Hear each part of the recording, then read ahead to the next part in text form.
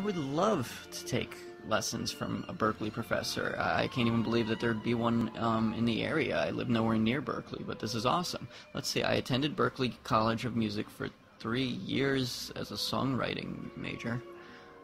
This isn't a professor? Oh, my bad. Never mind. Promote your band on WVNJ in New Jersey. Cheap. Interesting. Our nationally syndicated radio show airs weekly on 40 stations, including locally on locally in New Jersey is a good place to advertise if you're a New Jersey radio station. If they're so good, why are they advertising on Craigslist? Doing the band thing. Good question.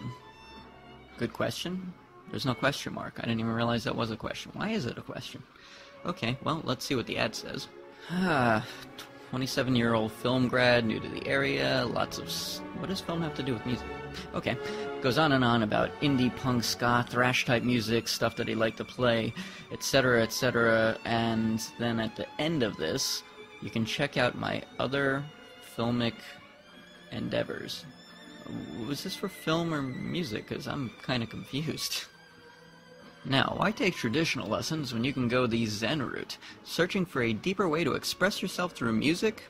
Well, unlock the mysteries of music theory.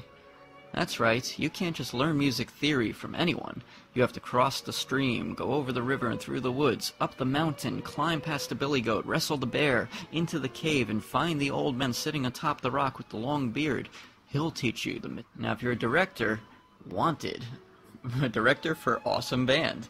Video director wanted for awesome fun band to do music videos. High energy, dynamic band on its way to major success. They have YouTube, they have MySpace, great credits. They've been voted #1 out of 9,000 tracks on Wizard Radio, and they've been placed in TV and movies. No examples given, of course. Great exposure. I think you meant exposure.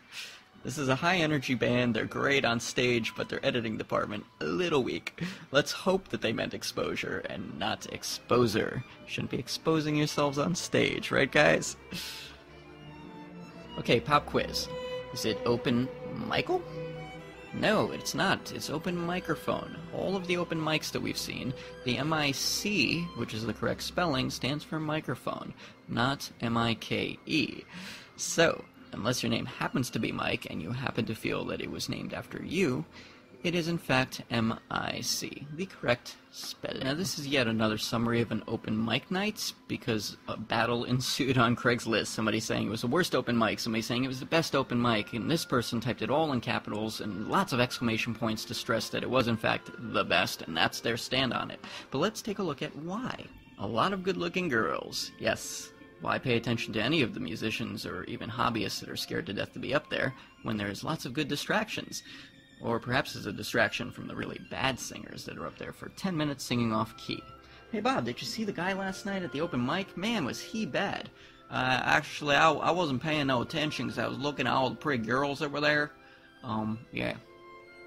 But don't worry, the musicians were in fact credited, to be fair. It does say that some of the most talented musician was there. Huh.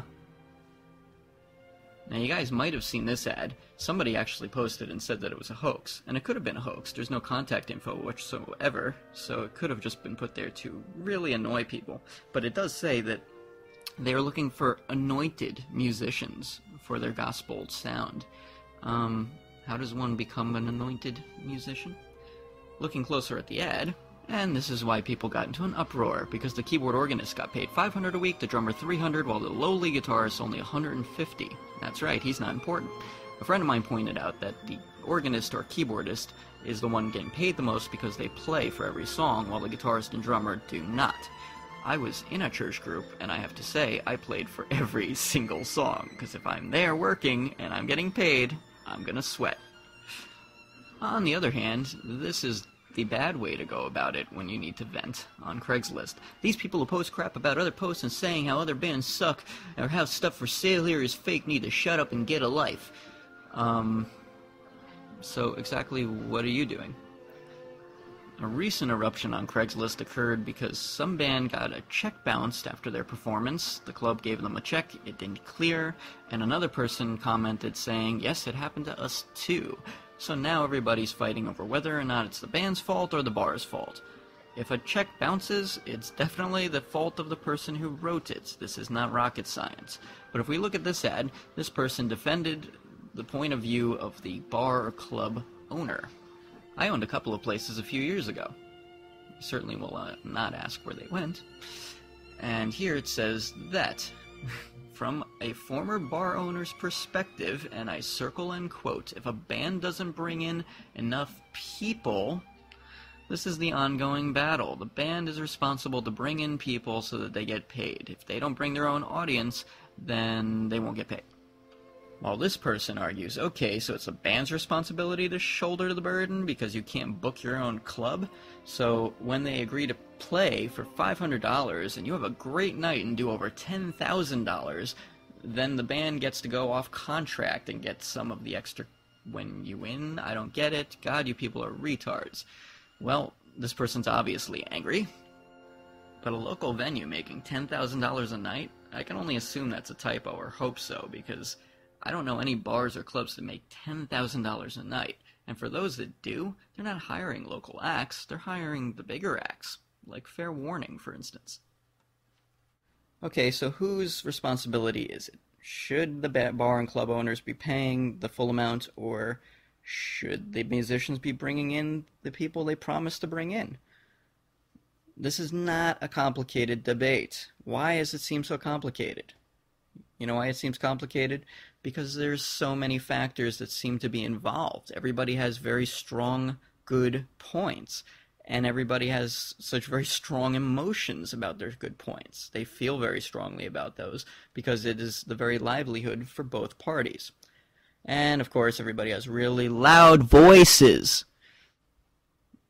Like I said, it's simple and this is the reality. Let me clarify so that we know exactly who's at fault here. The band should definitely be bringing in lots of people. It would be good, it would be awesome, it shows they have a following, makes them popular, and there's nothing wrong with that at all. But it's not necessarily a requirement. We would assume if the bands didn't exist, the business is still there. Otherwise, how in the world do these places stay in business?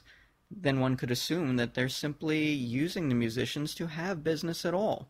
You should be able to stay in business for other reasons, and the musicians and everything else should just be something special for your own clientele.